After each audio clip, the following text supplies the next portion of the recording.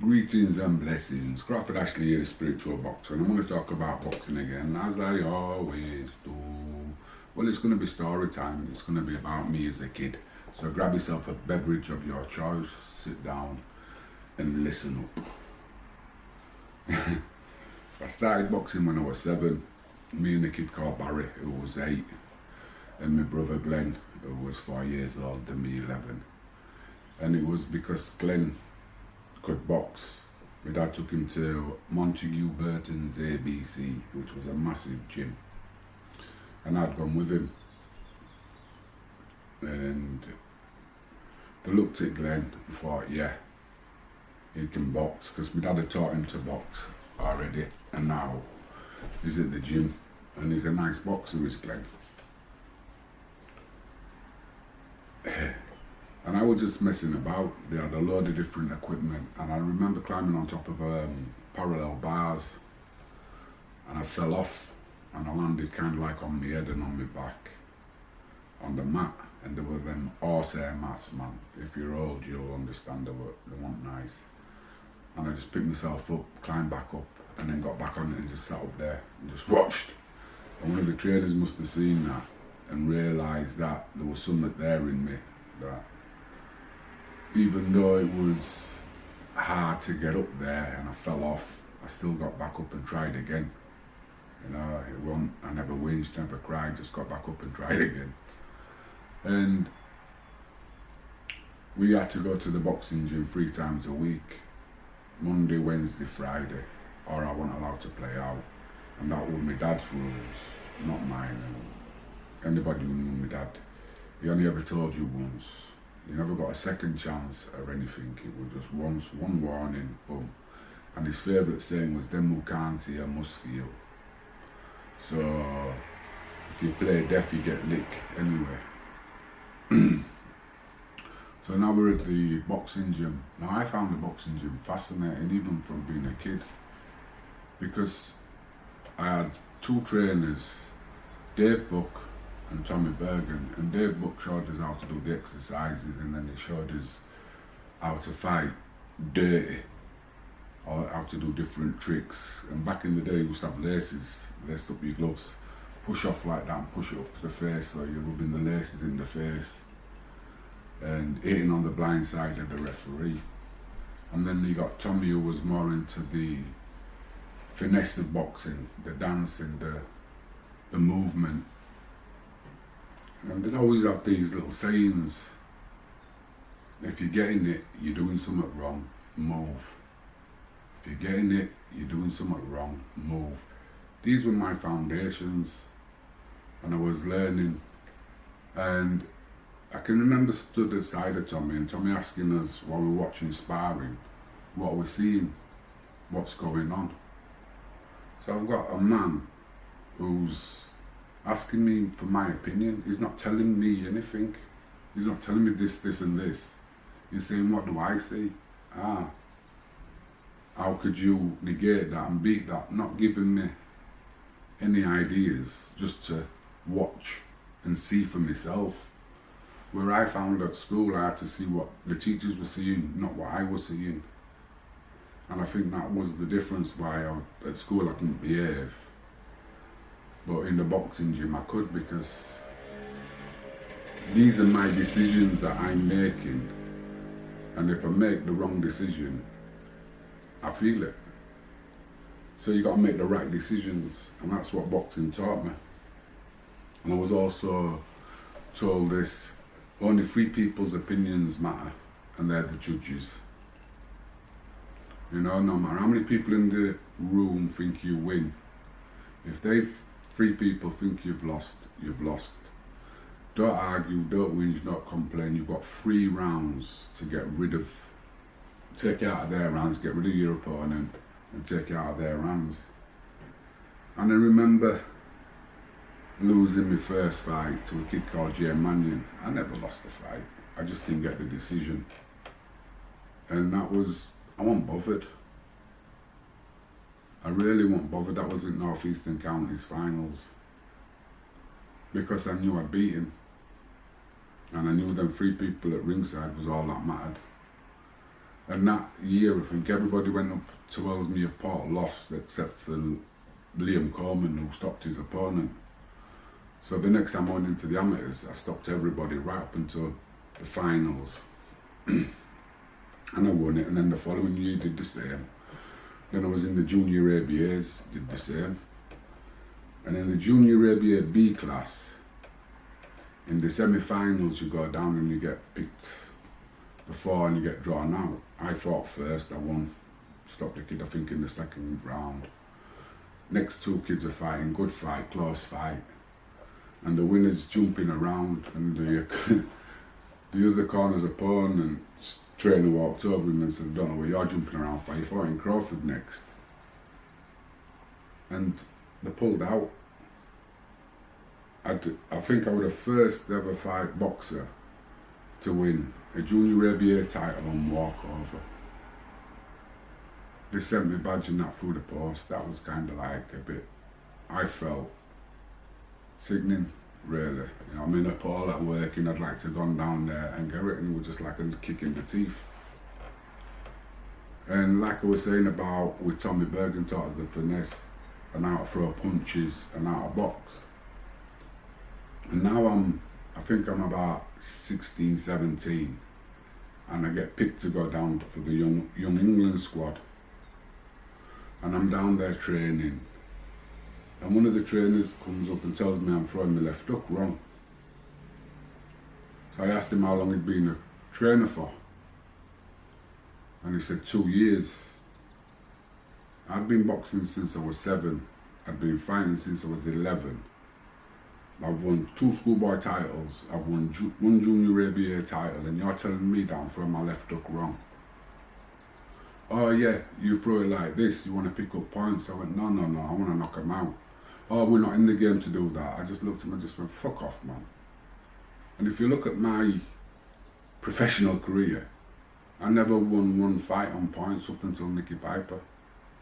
So, I don't know what that means. But yeah, and I got into a big argument with him. I got into a big argument with Kevin Nicky, and in the end I just walked out. You know, I didn't put my hands all into it, but I boxed the best that the country had at my age, and I beat him at my weight, my age, and I beat him. And then I've got to go down there and I've got to kiss these people's asses, do what they want me to do. Throw left hook wrong, box wrong, get hit. No, it's like, what's going on now? And I remember I got to about 15, 16 and boxing seemed to change. It wasn't if you're getting hit, you're doing some wrong move. It's if you're getting it, bite on your gum shield, plant your feet and throw back. Where does that come from? I don't know. You have to have a big heart and a strong chin. And that will make you very, very dim. You know, there's too many boxers taking too many punches now. They don't even know how to ride a shot. They don't even know how to take the sting out of a shot. They don't even know how to slip. It's a bit like Muay Thai. You with me, we're free, and then I'll let you with free. Then you with me, we're free, and I'll let you with free. And we'll see who's the toughest. Boxing's not about being tough. It's about being smart and clever. And boxing. Yeah, so I walked out on the England squad, which to me was beneficial because I wasn't caught up in that, clicky thing, you know, where you're down on the England squad and you wear your England vest and you've got your badge and all that lot. None of that impressed me, you know what I mean? It was just weird how boxing, something I loved to do when I was in there. I really enjoyed being in the ring, boxing. But yet, I can't jump through their hoops to do that. And if they want me to do that, I'd rather not do it. You know, it's the merits of what I am. I was listening to something about a guy being autistic, and struggling in this world. And there's a lot of what he was saying I understand, because I'm truthful, and you can't be truthful in job interviews because it's not good. They don't want that. And I can't help but being truthful, I can't help being honest. But that's what boxing taught me. How can I say things and then get in the ring and do something completely different? Like, I don't know. The Nun fight always comes to mind for me on this kind of like question. People say, why didn't you stay down? And it's like, why would I? And if I'd have got put down if I'd have stayed down after the first time he put me down, nobody'd be talking about that fight. You know what I mean? Nobody would be talking about that fight. It's only the fact that I got up. And when people ask me why I got up, I ain't got a fucking clue, man, why I got up. It really kind of like, I don't understand why I got up and why I kept getting up. But there was something in me that wanted to win. There's something in me that wanted to beat this guy. I just wanted to hit him to the truthful. Mr. Michael Nunn. Yeah, it's weird when certain things happen and you don't know kind of like why. And even like now I can look at the fight, I can watch the fight and I still get emotional over it, and I don't know why. It's weird. It's weird. But my basics in boxing was boxing. If I'm getting it, you're doing something wrong, move. When in doubt, stick your lead hand out. And then if he hits you with one, you've got to hit him with two. Make him miss, make him pay. These were all like little mantras that was going round our gym. You know, when you'd listen to them when the sparring, you did the trainer. You made him miss, make him pay. Yeah, so counter punching, you've got caught with one, hit him with two, come on. And then you're building up combinations, building up different things. And like when me and Barry sparred 7 and 8, we first and foremost, we didn't do sparring with the gloves on. We had gloves on, looking in each other's eyes, but we did what we call touching. So my front foot had to touch his front foot toe, and dancing around the ring, and they were points. And you do that for a minute and a half, and it's tiring. It's just like having a fight, but you're not getting hit. You're punching, toe touching. I like that one. I did it with Theo when he first started, just to see the focus on that. And now I only did it with him once, but he seems to get it. It's a thing that gets into your sort of like psyche a little bit. And it works. And that's the one thing I find, if you do something, you get something and it works, it brings you on a bit further. It's like Theo the other day when I was telling you, I wished it were on camera, I was throwing the jab at him. And it just made me laugh, man, because I thought I had him on the ropes and I threw this jab and he was right back at me.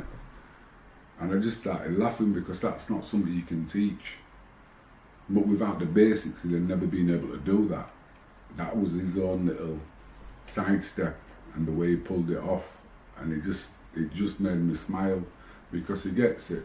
And then he's on the top and bottom ball, and I'm at the other side of the gym and I'm trying to talk to him. And he's looking at me hitting the ball without even thinking about it.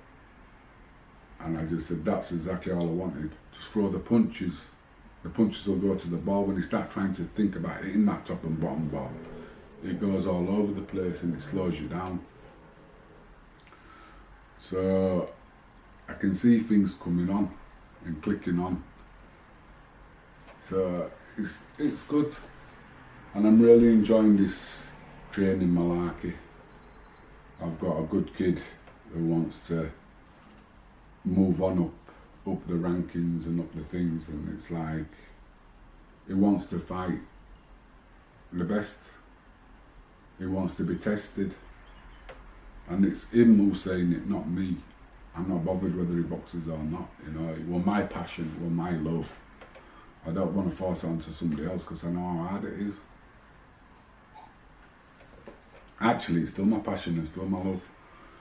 And I like training. I like training people and kids and that. And I find trainers who shout and scream, and then there's trainers who just talk and just get on with it. If you want to do it, get on with it. If you don't want to do it, don't do it. I don't really care.